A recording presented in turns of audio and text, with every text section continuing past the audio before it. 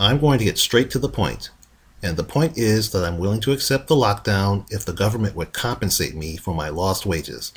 I'll say it again. I'm willing to accept the lockdown if the government would compensate me for my lost wages. I'll say it a third time. I'm willing to accept the lockdown if the government would compensate me for my lost wages. Unfortunately, the slow, anachronistic, and stupid government of today may not compensate me nor other Americans for lost wages. The U.S. Congress should have authorized a temporary basic income back in March, because $1,200 is not enough. I already spent most of my $1,200 for DTE and the mortgage, and I still have more bills to pay. And I'm sure millions of other Americans are in the same situation. Of course, some say ending the lockdown now would be a bad idea, but not ending the lockdown is also a bad idea. In other words, we seem to have a choice between death by corona or death by starvation. From what I can tell, the U.S. government will again be extremely slow sending out another round of stimulus checks, and Americans will still be required to pay for expenses they don't have the money to pay for. Apparently, people who have been forced out of work are still being evicted even though there's a moratorium on evictions. There's also the problem of shortages due to disruptions in the supply chain caused by the current health crisis. And of course, states are running out of money because a lot of people are out of work. And if people are out of work, they can't pay the taxes that keep state governments running. What I think should happen is for the federal government to fund everyone and everything. After all, they are the ones who insisted that people be forced out of work. The federal government should compensate the people, the states, small businesses, and essential workers along with temporarily suspending payroll taxes. But there's not enough money to pay for all that. Actually, there is. The government can afford all that massive spending because of modern monetary theory.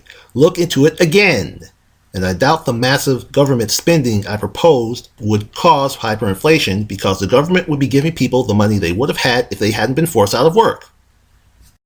Like I said so many times before, I'm willing to accept the lockdown if the government would compensate me for my lost wages. And the fact of the matter is that if the economy collapses, people are going to die. I thought the whole point of the quarantine was to save lives. But if the economy collapses, more people will die from that than they will from corona. But of course, a lot of people want to ignore that truth for whatever reason. It's like they've been brainwashed into believing that stopping corona is more important than keeping their freedom. This is shocking to me because I thought Americans loved living in freedom.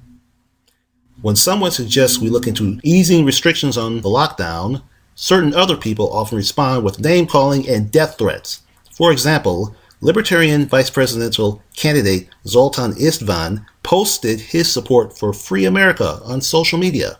Unfortunately, most of his followers attacked him with name-calling and death threats.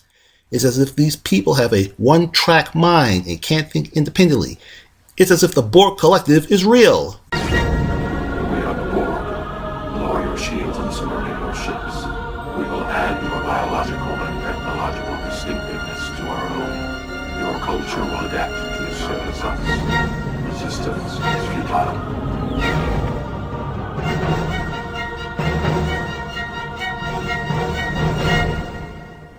It seems to me that many, if not most Americans, are happy to live under lockdown. And many governors seem happy to maintain the lockdown. The governor of Michigan has extended the lockdown numerous times since March, and now the lockdown in Michigan is scheduled to end on May 28th. But I suspect the lockdown may be extended to September or even beyond. It is now also mandatory for shoppers in Michigan to wear masks while in stores, and they only let something like 10 shoppers in at a time in some stores. Don't be surprised if they start requiring people to wear hazmat suits in order to shop. This situation has revealed how risk-averse Americans are. Of course, it wasn't always that way. Many years ago, Americans sent people to the moon despite the significant risks involved. But when you talk about sending people to Mars, a lot of Americans say we can't do it because it's too risky. In reality, risk is unavoidable. All you can do about risk is reduce it. But in today's wimpy world, few people want to take risks. So when or if the lockdown is ended, I suspect a lot of people will still be wearing masks and practicing social distancing.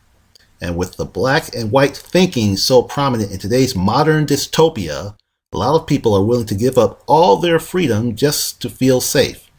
I'm of the opposite opinion because I want to be creative at all times. And in order to be creative at all times, I need freedom and the risks that come with it. If a person chooses to live in slavery, I'm fine with that. But forcing people to live in slavery when they don't want to live in slavery is counterproductive because they will resist. And history has shown numerous times that people resist being enslaved. Of course, if you're used to being a slave, you won't resist slavery. This is why a lot of people in North Korea think it's great to live under tyranny. Some might even say it's easier to let the government control your life than it is to control your own life. It seems that a lot of Americans prefer government control over their lives as well. I recently learned that Congress was out of session to reduce the spread of corona among Congress members. Of course, a supercomputer that runs the government can't get corona. Moreover, corona has shown that a government that runs on 18th century principles has detrimental effects in the 21st century. Now do you see why I support a cyber-dated government? Again, I say if the economy collapses, people are going to die, and more will die from economic collapse than will die from corona. The economy is not just a means of making money, it is a means of survival. And since we are trapped in a monetary-based economy, we need money to pay for the medical technology needed to fight corona. If the economy collapses, then the ability to fight corona will also collapse. Therefore, we need a healthy economy to stop the spread of corona.